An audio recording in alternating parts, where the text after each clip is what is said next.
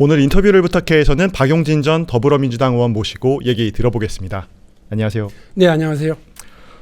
네, 제가 의원님 SNS를 좀 봤는데 전 의원님입니다. 아, 전 의원님. 네. 농담이에요. 예, 그래도 보니까 뭐 호남 일정 이번 주에 계획하고 계시더라고요. 좀 어떤 일정으로 가실 예정이세요?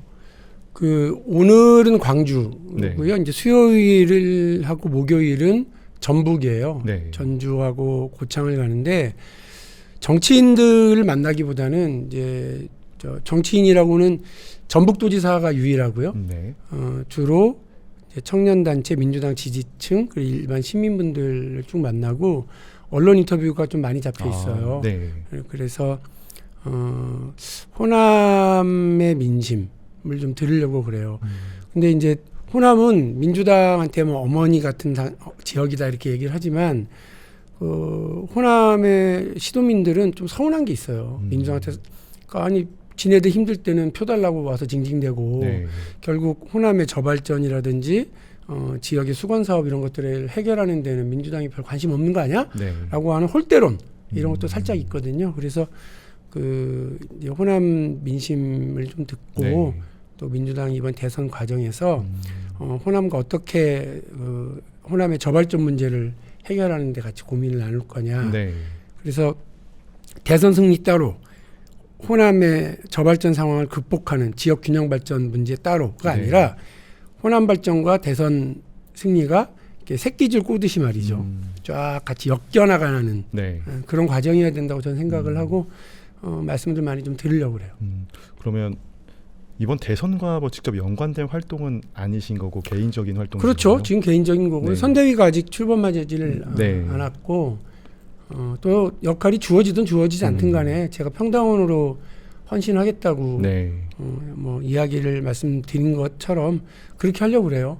어디선가 박용진을 쳐다보는 사람들이 있더라고요. 네. 오늘 여기 오는 지하철 안에서도 그렇고 네. 아침에 이제 출근하시는 분들이 그 바쁜 중에도 이렇게 쳐다보고 인사 나누고 격려도 해주고 그러시는데 박용진이 민주당의 비주류로 혹은 민주당에서 공천을 받지 못한 이른바 내쳐진 사람임에도 불구하고 당원들의 간절함을 같이 하는 그런 역할을 하려고 하고요.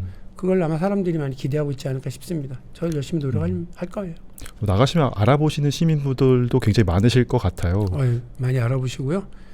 밥값 대신 내주시는 분들 진짜 감사합니다. 백수인데 뭐 얼마 힘들겠어 이러시면서 내주시는 건지 어쩐지 모르겠는데 참 따뜻한 마음으로 네. 다독다독 해주시는 분들이 많아서 네. 기운 잃지 않고 잘 살고 있습니다. 이번에 시간이 좀 몇 주 지났는데 이재명 대표와도 따로 만나셨었고 네. 아무래도 이번에 불출마를 하셨지만 그래도 대선에서의 어떤 역할을 하실 거다. 저도 민주당을 이제 취재하고 있는 기자인데 좀 그런 기대를 좀 하고 있는데 혹시 어떤 제안을 받으셨거나 이런 것 좀 없으신가요? 아직 그런 제안은 없고요. 예. 지난번 만났을 때 이제 이재명 대표가 어떤 역할을 했으면 좋겠냐고 여러 차례 묻더라고요. 근데 그때 제가 역할과 관련해서 얘기하러 나간 게 아니었고 서로 악연이잖아요. 그 악연을 털고 대선 승리라고 하는 대의 명분 제가 헌신 봉사 복무하려고 한다 이 얘기를 하러 갔기 때문에 이번 아마 과정에서도 그 망설이는 중도층 국민의힘은 싫은데 네. 왠지 민주당 찍기는 싫고 이런 망설이는 중도층한테 확신을 주고 또 흔들리는 지지층이 있으면 붙잡아주는 역할을 네. 제가 해야 하지 않나 이런 생각합니다. 어떤 특정 직책이나 이런 걸 맡을 가능성도 있으신가요? 제가 그거야말로 네. 후보의 네. 마음이고요. 당에서 결정하는 건데 어떤 제안이 오든지 간에 역할을 해야죠. 네. 어쨌든 방금도 뭐 불출마 얘기를 했었는데 사실 지난 4년 전이죠. 그때 대선 때 경선 때 저도 취재를 하면서 네. 의원님 나오셔서 이제 토론회도 하시고 하는 모습 기억이 납니다. 네. 이번에도 나오실 거라 좀 기대를 했었는데 불출마를 선언하시게 된 물론 좀 시간이 지났지만 당시 배경을 좀 한 번 더 설명을 해주시겠어요? 비행기가 뜨려면 활주로가 있어야 길어야 되잖아요. 근데 일단 활주로가 너무 짧아. 선거 기간도 너무 짧고요. 네. 이번에 한 2주가 채 안 되는 경선 맞습니다. 기간이었잖아요. 그리고 뭐 방송 토론도 처음에 1회만 한다고 그랬다가 하도 뭐라고 그러니까 뭐 3회까지 했나? 네. 그리고 이미 어떻게 보면 판이 기울어져 있어서 정리가 되어 있는데 거기에서 들러리 선다 이런 얘기를 듣는 거 너무 괴롭거든요. 그래서 저는 사실 김동연, 김경수 두 분한테 되게 고맙게 생각해요. 그 두 분이 얼마나 힘들고 고통스러운 시간을 견뎠는지 네. 짐작이 가고 그래서 그분들한테 고맙게 생각을 합니다만 저는 뭐 어쨌든 저의 중과부적이고 제 능력이 뭐 가장 큰 문제가 있는데 괜히 뭐 이렇게 허장성세할 거 없잖아요. 그래서 마음을 정리하고 곧바로 불출마를 네. 제일 먼저 아마 얘기했을 거예요. 네. 괜히 질질 끌어봐야 마음 정리해놓고 그걸 뭐 국민에 대한 도리도 아닌 것 같아서 네. 그렇게 했습니다. 뭐 어쨌든 실력 잘 쌓고 준비 잘하고 세력 더 만들어서 네. 박용진의 정치가 민주당의 넥스트가 될 수 있도록 네. 잘 준비하겠습니다. 방금 말씀은 어쨌든 역량을 더 모으셔서 추후를 도모하겠다. 그렇죠. 예, 이런 저 의미신 정치는 거죠? 계속 예. 하겠다고 말씀을 드렸고요. 그게 어떤 역할이 다시 국민들로부터 주어질지는 모르겠습니다만 대한민국의 미래를 위해서 정치를 계속 하겠다라고 네. 하는 각오는 더 단단해졌어요. 네. 이제 어제 마무리된 좀 경선 이야기 좀 네. 꺼내보겠습니다. 이제 이재명 전 대표가 89.77%라는 굉장히 높은 득표율로 1위를 차지했고요. 거의 90%여서 지난 거의 민주당 정당 내에서의 그 대선 후보 득표율 중에 가장 높았던 걸로 알고 있습니다. 역대 제일 높은 예. 그 득표율로 당내 경선에서 대통령 후보가 된 분이 누군지 아세요? 이전에? 기존에는 김대중 대통령 아닙니다. 예, 박근혜 대통령이었어요. 아, 박근혜 보수 대통령이 합쳐가지고요. 2012년 대통령 선거를 앞두고 네. 85%였어요. 네네. 이걸 누가 깨겠나? 예. 아, 드디어 깨졌네. 예, 90%가 안 된 게 다행이다. 네. 오히려 저는 그런 생각. 사실상 앞자리가 90%. 90이었으면 네. 여러 가지 쎄한 느낌들도 있었을 텐데 89.77? 네. 예. 이건 최고 득표율이더라고요. 뭐 어쨌든 2주간이었지만 2주간의 그 경선을 좀 총평을 해주신다면 좀 어떻게 보시나요? 그러니까 민주당으로서는 뭐 그 2주 동안 당의 그러니까 우리 당원들의 바램, 네. 그리고 지지층의 간절함이 무엇인가냐, 뭐냐가가 잘 드러났다고 봐요. 그러니까 당내 어떤 그 경쟁 또 다양한 목소리의 분출 이런 것들도 중요하지만 지금은 그 위험천만한 상황이었던 그 계엄과 네. 내란을 최종적으로 극복하고 정리하는 거, 정권 교체를 만들어내는 게 가장 중요하기 때문에 그 에너지가 그냥 확인되는 과정이었다고 생각해요. 말씀 주신 대로 사실 그 어느 후보들보다도 높은 득표율을 얻었는데 그만큼 말씀하신 대로 좀 당원분들의 당심이 좀 하나로 모여졌다 이렇게 보시는 건가요? 예, 좀 그렇게 보고 있습니다. 그리고 그 김동연, 김경수 두 분이 다양한 정책들을 준비해서 나오시긴 했는데 그 정책이 논쟁이 되고 네. 같이 토론이 진행되기보다는 그것도 다 정권 교체가 이루어지고 난 다음에의 일 아니냐라는 네. 그 어떤 간절함과 절박함 그런 것이 쭉 그냥 경선 전체를 지배하고 있었다 네. 싶습니다. 사실 저도 이제 지난 대선 경선을 이제 취재했던 입장으로서 비교가 좀 많이 됐었습니다. 그래서 물론 그때는 후보도 훨씬 많으셨고 의원님 포함해서 6분이 어쨌든 경선 과정에서 많은 토론회도 하셨고 일종의 네거티브도 사실 꽤 있었어요. 그래가지고 했는데 이번 경선을 보면 사실 네거티브라고 할 만한 부분도 많이 없었고 어떻게 보면 외부에서 봤을 때는 좋게 보면 잡음이 없었다인데 다른 의미로는 다른 두 후보님의 존재감이 좀 적지 않았나 이런 이야기도 좀 있긴 합니다. 좀 어떻게 보시나요? 뭐 다 아시면서 자꾸 물어보세요. 그래서 그 이미 그 대통령 선거 뭐 그 경선을 진행하기 전에 네. 그 결과를 우리가 다 알고 있었잖아요. 네. 그 여기에 틈이 있을까 없을까를 고민을 하는 거거든요. 네. 그러니까 제가 두 분한테 전화를 했어요. 안 하기로 마음을 먹고 네. 그 발표글을 올리기 전날 이제 김부겸 전 총리하고 이재명 이제 대표한테 네. 전화를 해서 출마하지 않겠다고 얘기를 했는데 이재명 대표의 표현은 좀 약간 놀리더라고요. 왜 안 하냐. 근데 솔직하게 얘기했죠. 이게 뭐 그 대표님이 너무 세서 이게 지금 결과가 너무 뻔하고 그리고 지금은 무슨 경선 과정에 어떤 의미를 네. 부여하기보다는 그 본선을 어떻게 준비하느냐가 더 중요한 때 같다.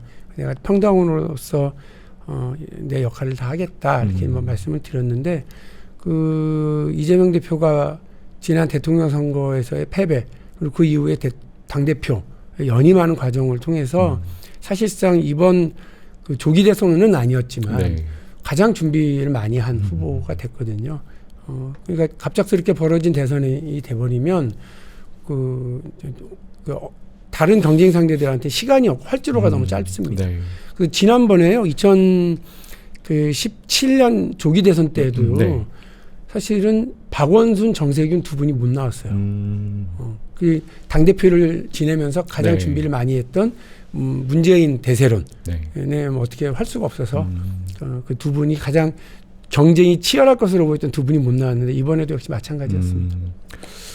김동연 이제 지사가 그 경선 과정에서도 이렇게 한 후보에 대한 일방적인 절대적인 지지가 좀 정권 교체나 이런 전체적인 좀 중도 여론이나 이런 데에는 좀 악영향이 있을 수 있지 않겠냐라는 의견도 내신 걸로 아는데 이런 부분은 좀 공감을 하시나요? 그러니까 경선 과정이었잖아요. 예. 그 말씀을 하신 게 네네. 표를 좀 나눠줘라 이 얘기 아니었겠어요. 네. 그러니까 그 90%가 넘어버리면 네. 혹은 뭐 역대 최고의 득표율로 됐다 이 말이 외부에서 공격하는 이재명 독주론 그리고 그 일극 체제 이런 비판에 또 다른 밑거름을 만들어주지 않겠냐라고 하는 걱정이었겠죠. 그 걱정을 경선 과정에서 이야기하신 걸로 네. 하고요. 이제 그런 우려와 걱정을 본선 과정에서 털어내기 위한 노력들을 또 같이 해야죠. 네. 마찬가지로 이제 국민의힘에서는 이제 이재명 후보가 대통령이 됐을 경우 이제 행정권과 입법권까지 이제 독차지해 가지고 좀 일방적으로 폭주를 하게 될 수도 있지 않느냐. 약간 이런 공세를 하기도 합니다. 이런 거에 대한 우려는 좀 어떻게 보시나요? 그거 되게 멋모르는 소리들이잖아요. 그러니까 국민이 신뢰를 주고 선택한 거잖아요. 네. 대통령을 따로 뽑고 국회의원들 따로 뽑는 거잖아요. 그런데 그 각각에서 국민들의 신뢰를 받은 거라고요.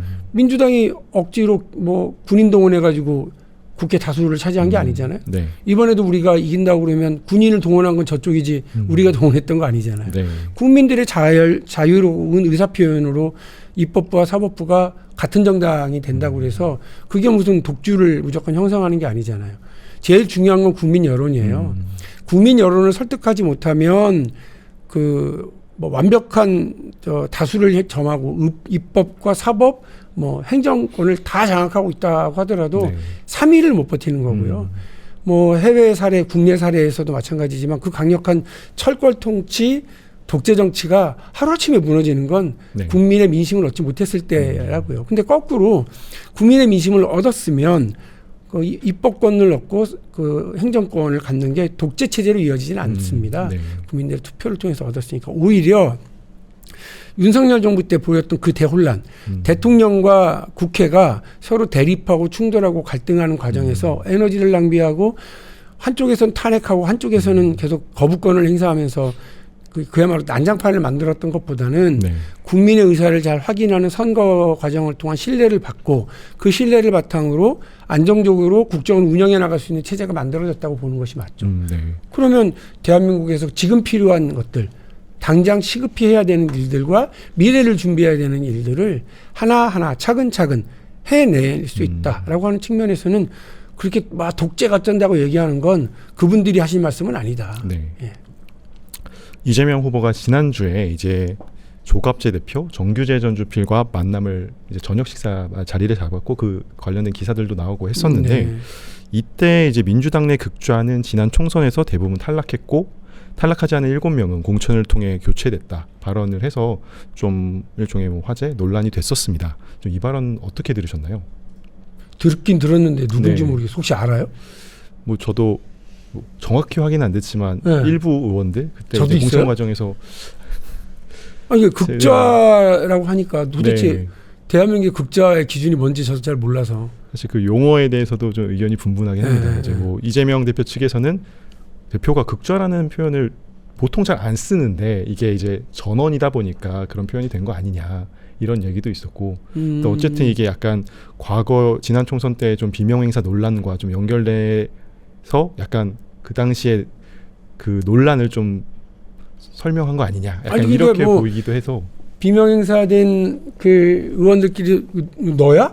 서로 네가 극자니? 뭐 네. 그러고 있는 상황이에요. 네. 그러니까 누굴 지칭한 건지 잘 모르겠고 네. 민주당 내에서 그 진보파다. 음. 진보파를 극자라고 부르나? 근데 뭐 글쎄요, 그 좀 약간 표현의 네. 어감의 차이가 있습니다만 가장 진보적인 사람 그리고 진보 정당 출신인 사람 저밖에 없고 네. 지난번에 그 탈락한 사람들 중에도 그래서 뭐 저를 두고 하는 말인가 그렇게는 생각합니다만 글쎄요, 우리가 극자라고 흔히 얘기하는 게 이미지하고 좀 많이 이제 민주당 안에 극자가 있었나?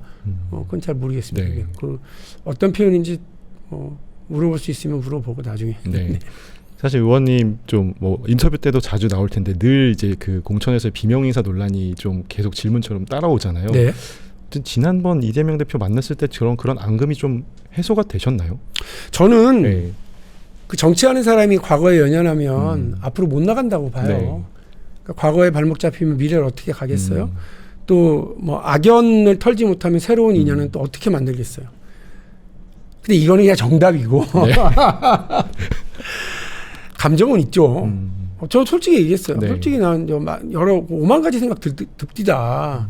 오늘 여기 나온 건 진짜 내가 이 내란 추종 세력들 어떻게든 이겨야 된다고 생각하고 이들이 다시 정권을 다시 가져가? 이게 말이 안 되는 일인데 민주당이 그런 실수를 보이면 안 되니까 네. 한치의 틈도 보이지 말아야 되겠다 싶다. 그래서 힘을 모은다라고 하는 마음으로 나왔습니다. 네.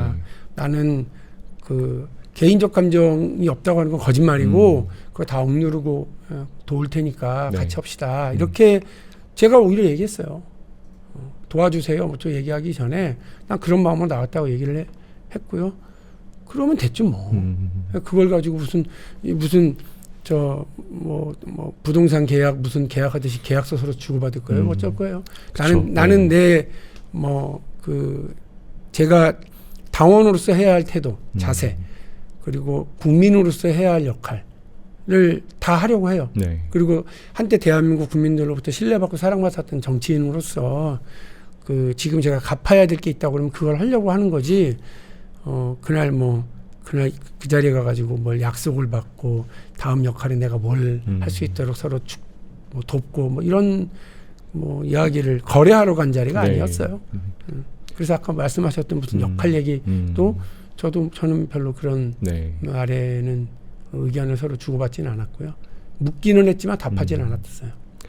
어쨌든 이제 그냥 이재명 후보라고 하겠습니다. 이재명 후보가 어쨌든 만나실 때 그런 여러 가지 당내 통합 행보도 있었고 네. 최근에 이제 국민통합도 굉장히 강조를 하고 있는데 일단 당내 통합으로 봤을 때는 어느 정도 좀 이뤘다고 지금 보시나요? 그렇진 않을 거예요. 네. 그러니까 어쨌든 선거 과정에서 제가 아까 그렇게 표현했잖아요.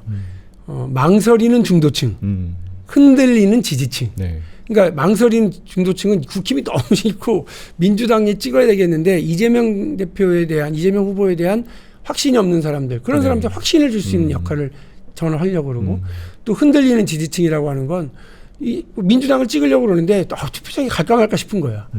그런 분들한테도 그분들 붙잡아서 아니 저도 이렇게 열심히 하는데 아주 공천을 3번이나 이렇게 배제되는 네. 쓰라린 과정을 겪었는데 저도 이렇게 열심히 하는 건 대한민국 국민들이 우리 민주당한테 바라는 게 있지 네. 않겠습니까? 그걸 해드려야 되는 것 아닙니까? 그러니까 정말 한번 믿고 같이 하시죠 라고 말씀을 드리는 역할이 제가 할 역할이라고 봐요.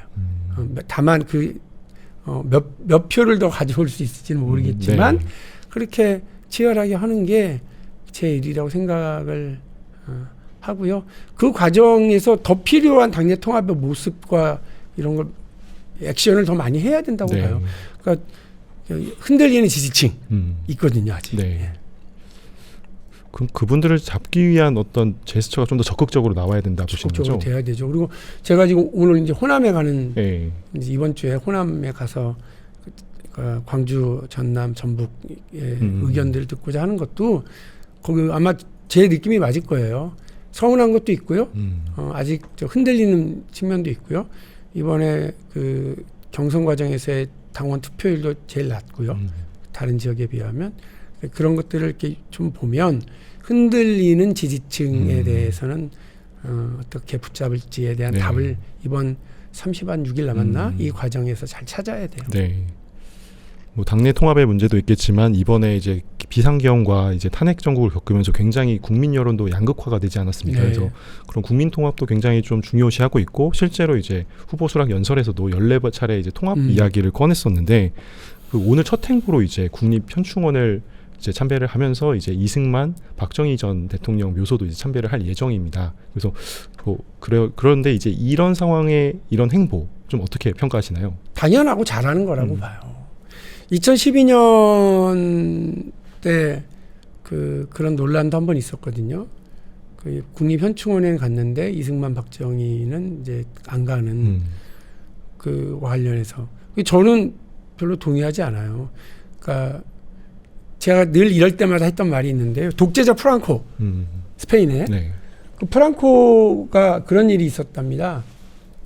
스페인의 그 길고 그 참 참혹했던 내전이 그때도 네. 있었잖아요. 그래서 막 파시스트와 대항하기 위해서 인민연합, 인민전선이 만들어졌는데 공산주의자들도 있고 사회주의자들도 있고 무정부주의자들도 있고 민주주의자들도 있어요. 그분들과 이제 내전을 막 했는데 그 사망자들 중에 프랑코 부하들이 우리 파시스트들만 이렇게 따로 묘지를 조성하자 그래서 뭐 큰 어떤 성 대성당이 있는 그 앞에 네. 묘지를 조성하려고 그랬는데 프랑코가 오히려 뜻밖으로 그랬대요. 야, 뼈에 무슨 이념이 있어. 다 같이 묻어. 그래서 거기가 국립묘지가 됐는데 몇십 년이 지나고 나니까 오히려 독재자 프랑코의 그런 결단이 그 화해의 장소가 된 거예요. 국립현충원은 우리나라를 위해서 헌신하고 봉사하고 희생하신 모든 분들이 이념과 무관하게 다 계시는 곳이에요. 거기를 참배하는데 굳이 가릴 필요가 있느냐. 이 얘기는 제가 국회의원이 아닌 채로 민주당 대변인을 하고 있었던 2012년에도 제가 했던 말이에요. 요 표현을 그대로 다 했어요. 네. 그래서 현충원 앞에서 머뭇거리는 발걸음으로 국민 통합을 어떻게 하겠습니까? 저는 지금도 그 말씀을 드리고 10몇 년 전 뭐 40대 초반의 박용진도 그 생각을 분명히 가지고 있었는데 오늘내야 민주당의 대선 후보가 이렇게 운동장을 넓게 쓰고 또 좌우 통합을 하겠다고 하는 국민 통합을 하겠다고 하는 그런 행보를 보인 거에 대해서 고맙게 생각하고 박수를 보냅니다.